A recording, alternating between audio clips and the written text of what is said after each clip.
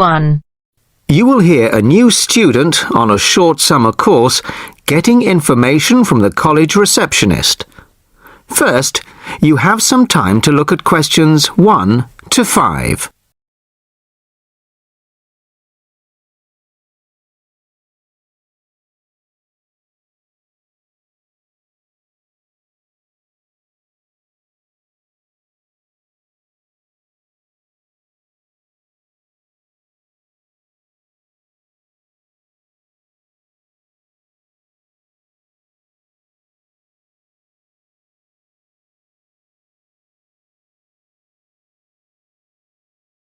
Now the test will begin.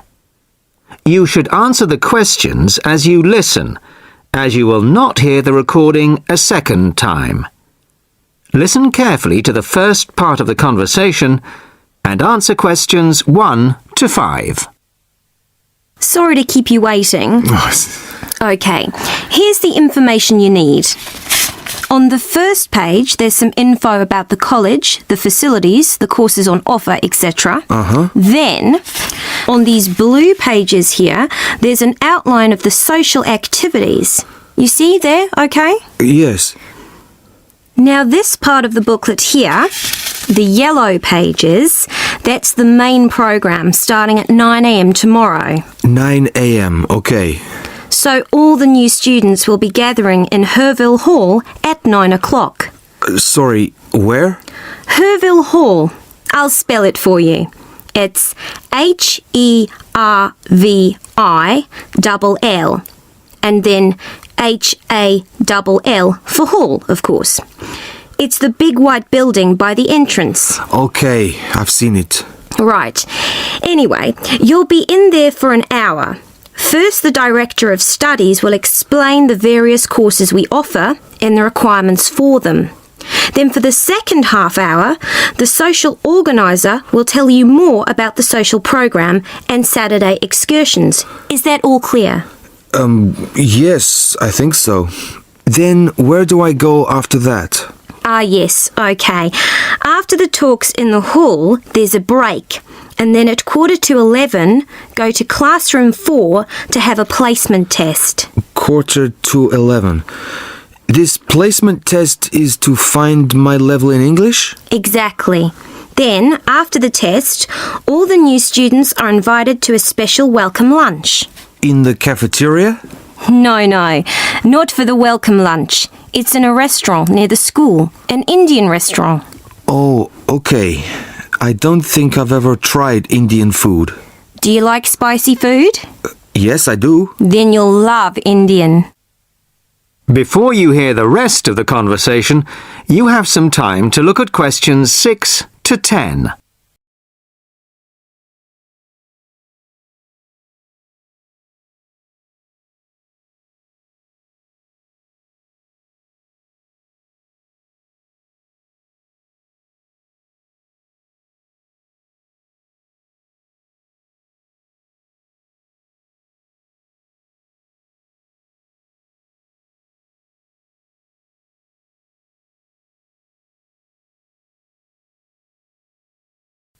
Now listen and answer questions 6 to 10.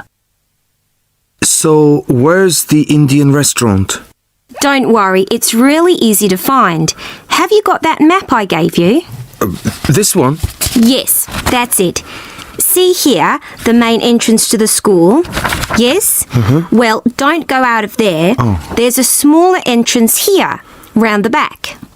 Oh, yes, I see. Okay, so you go out of there, past the phone box, and then turn right into this road here, the one that goes along the side of the park.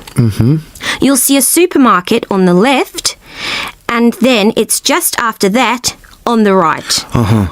It's quite a big place. You can't miss it. Okay. And one more thing. Is there a post office near here? Post office? Oh yes, of course. Just the other side of the park. Go through the middle of the park and it's there by the park entrance. Thanks a lot. You're welcome. Oh, there's a good cafe near here too. Very popular with the students. Just there. You go out of the main entrance into Varley Road Then turn left at the bank and it's at the end of the street. They do amazing coffee. That's great. Thanks very much. No problem. Enjoy your course. Thanks again. Bye. That is the end of part 1. You now have half a minute to check your answers.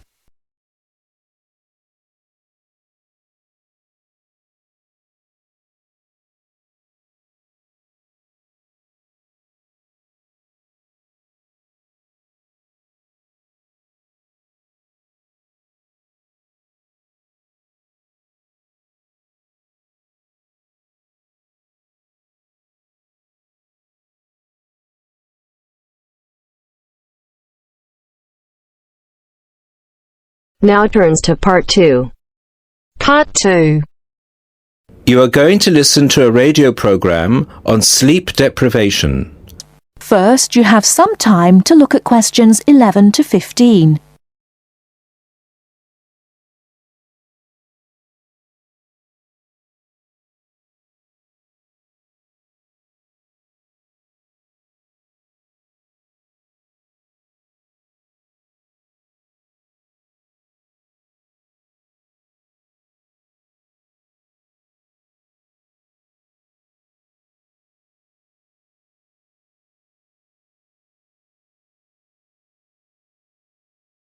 Now, listen carefully and answer questions 11 to 15.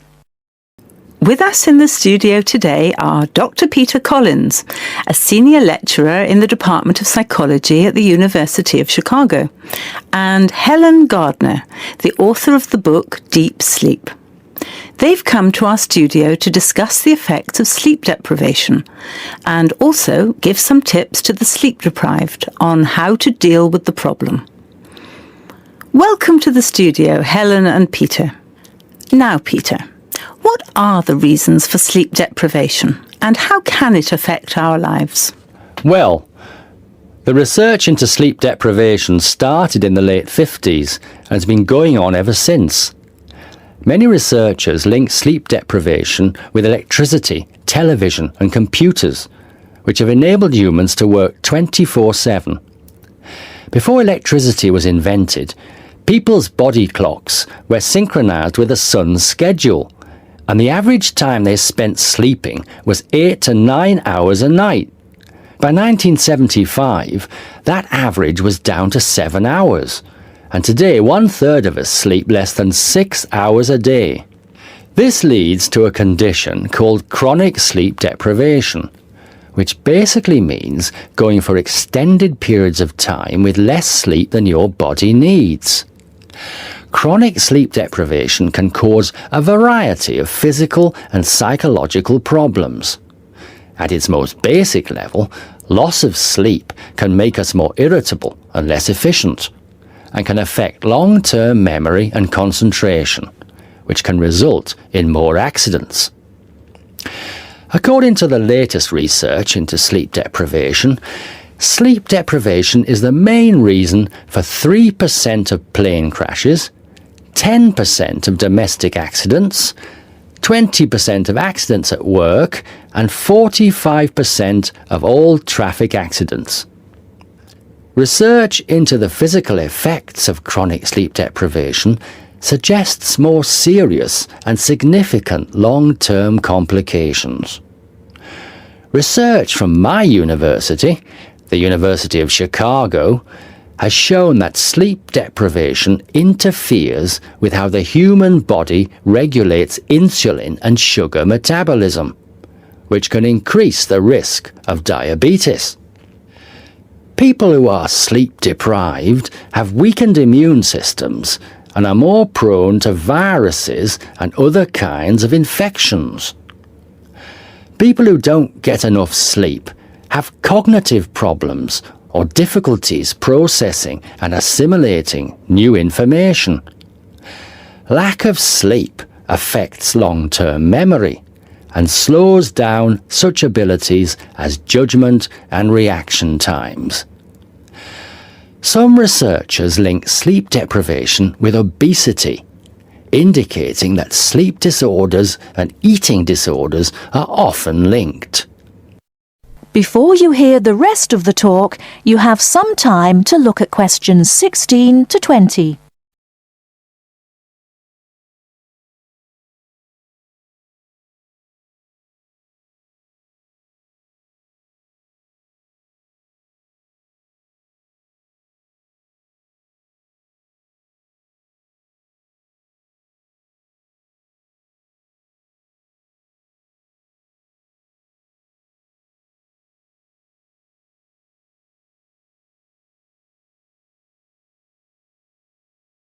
Now listen and answer questions 16 to 20.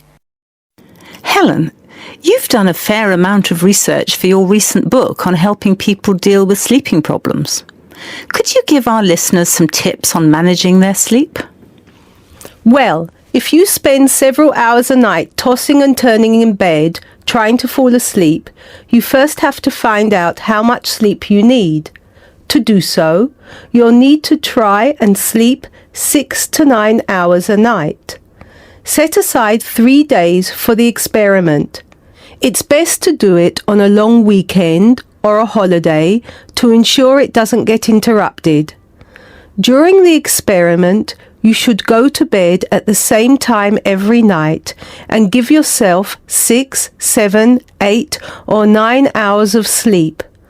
Then monitor the way you feel throughout the day to find out how many hours of sleep you need in order to feel your best. Once you find out how much sleep you need, you can work on improving the quality of your sleep. The main secret here is to allow yourself 1 or 2 hours to relax before going to bed. You may want to try and have a warm shower or bath before going to bed. Doing some quiet activities such as reading or filing can help some people relax. A warm drink in bed helps to induce sleepiness. Some people take up yoga or meditation to help them relax at night. Different techniques will work for different people, so it's best to experiment and find the one that suits you best. You should definitely avoid using technology before going to bed. Activities such as playing video games, watching TV, and others which require you to use your attention can stop you from falling asleep. Avoid eating before going to bed. A late dinner can disrupt your sleep. Not only is going to bed with a heavy stomach bad for digestion and can make you overweight, but it can also keep you awake for hours. Caffeine-rich drinks can increase your heart rate, which can stop you from falling asleep. Energy drinks also have the same effect on your body. You should avoid drinking these at night. The same goes for vigorous physical exercise, such as weightlifting or working out on a treadmill. In many cases, you can reset your body clock and make it tick for you by changing your lifestyle.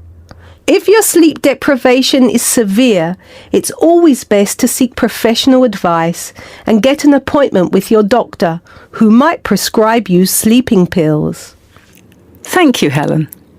We'll be back after the break and we'll be answering questions we've received from our listeners. That is the end of part 2. You now have half a minute to check your answers.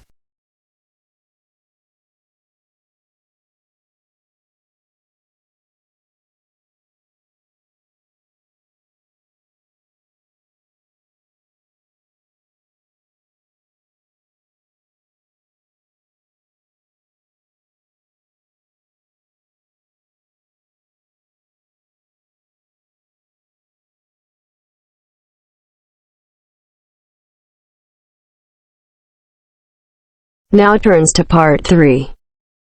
Part 3. You will hear two friends discussing what to study at Mitchford University. First, you have some time to look at questions 21 to 27.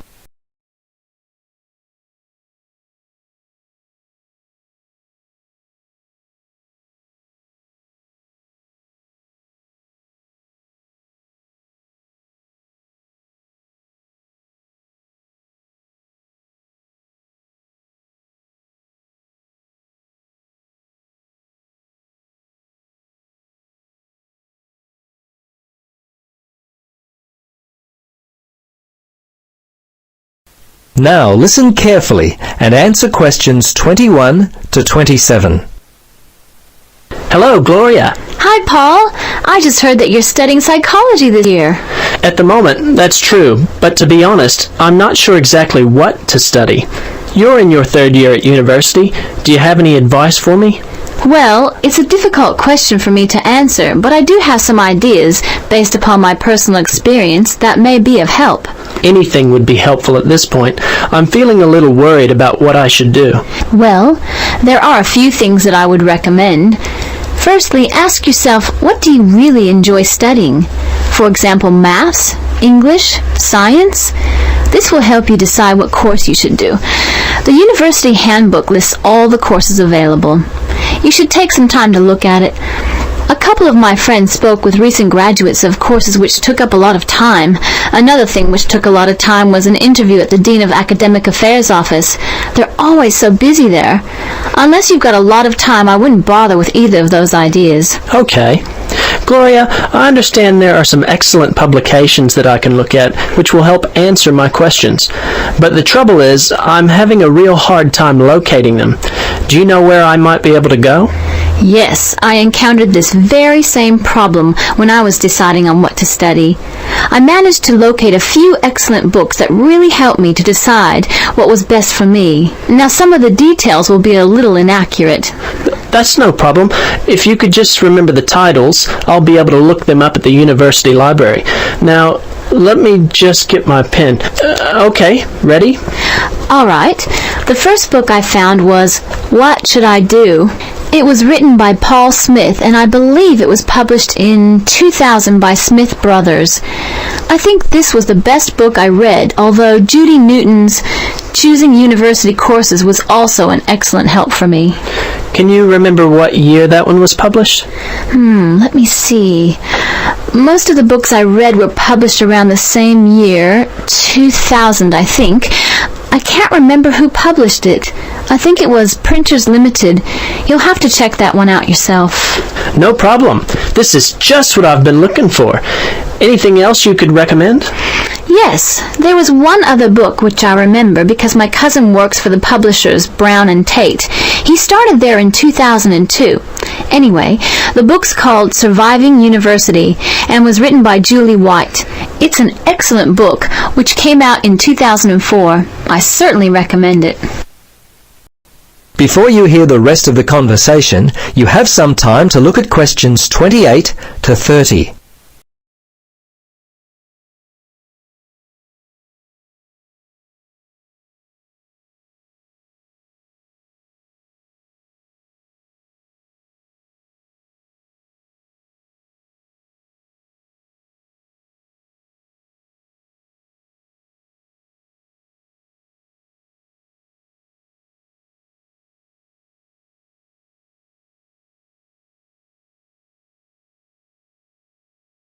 Now listen and answer questions 28 to 30. Gloria, this discussion has been so helpful. I wonder if I might ask one more question. Sure. What would you like to know? Well, I'm wondering why you finally decided to study psychology. Well, what helped me to decide was my interest in working with people. I think that's what you've got to really decide in your own mind. Do people give you energy or do they drain you of energy? I asked my friends what they thought of my idea, and most of them thought it was a good choice. Yeah, you know, I think my parents or family members who know me well would be a good place to start. I think if you like to research subjects, you might prefer to work by yourself. That could help you to decide what area you should study. For me, I like working with numbers, and I knew psychology involved a lot of this, so that also helped me to choose my course of study. The bottom line is you've really got to know what you naturally like to do. Once you work that out, you simply choose areas of study that relate to those things. Well, Gloria, I can't thank you enough for your time. Would you be interested in joining me for a coffee? That is the end of part 3. You now have half a minute to check your answers.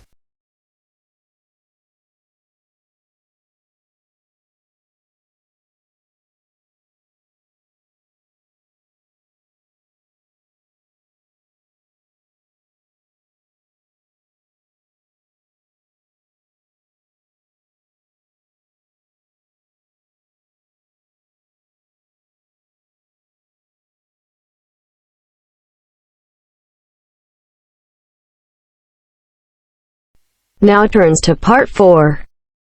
Part 4. You will hear a lecturer talking about food preservation. First, you have some time to look at questions 31 to 37.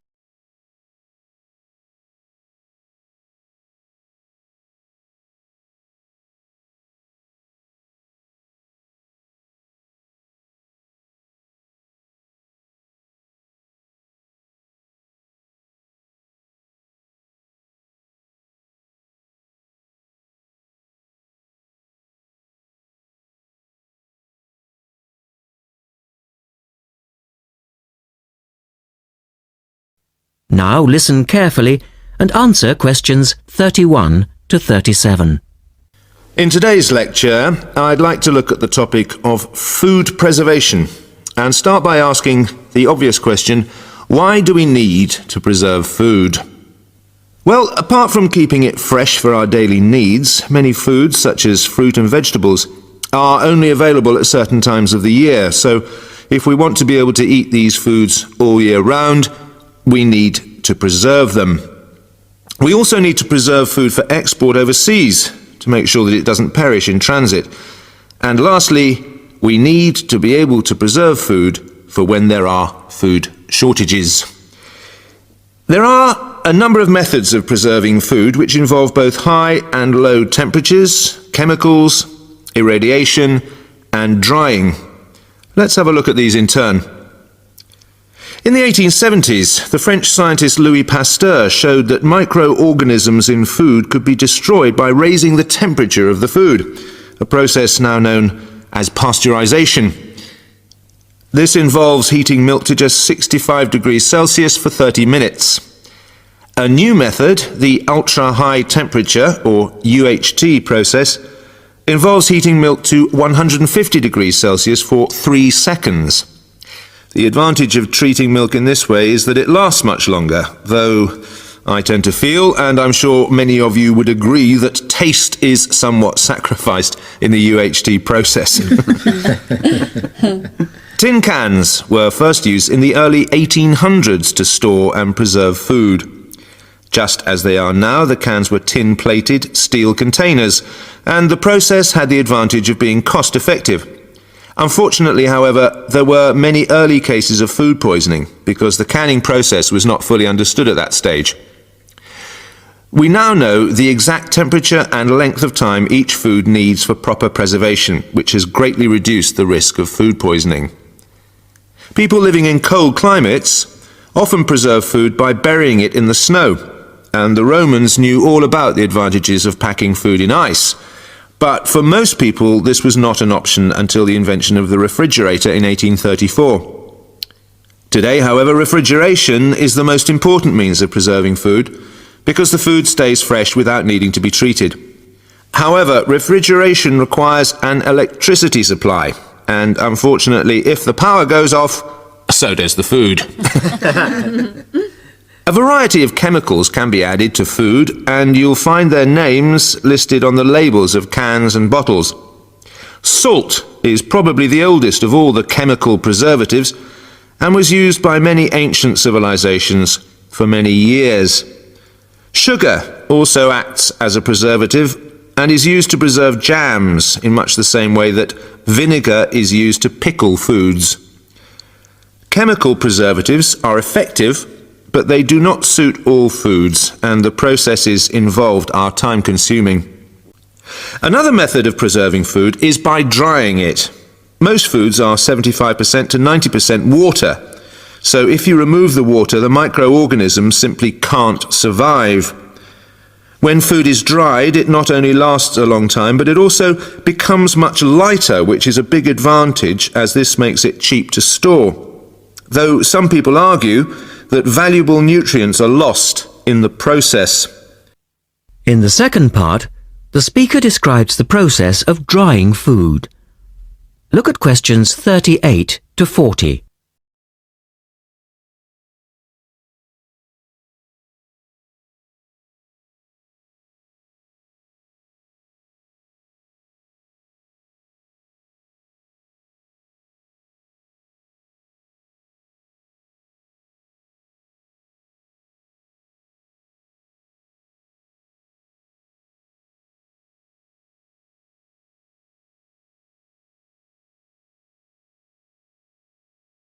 Now listen carefully and answer questions 38 to 40. Early methods for drying food involved cutting it into strips and hanging it in the sun or over fires. But there are now a number of more modern methods which involve the use of recent technology. One of these is known as roller drying, and it's a highly effective way of making dried foods from liquids, such as soup. Have a look at this diagram to see how it works. Well, first of all, the hot soup is poured in at one end here. The liquid spreads to form a thin layer on a heated belt. The liquid dries as it moves along. By the time it reaches the end of the belt, all the water has evaporated, leaving only dry powder. A blade then scrapes the dried material off the roller and captures it in powder form. All you have to do is add boiling water, and you have your hot soup back again, ready to drink. Another method is called freeze drying, and for those of you who... That is the end of part 4. You now have half a minute to check your answers.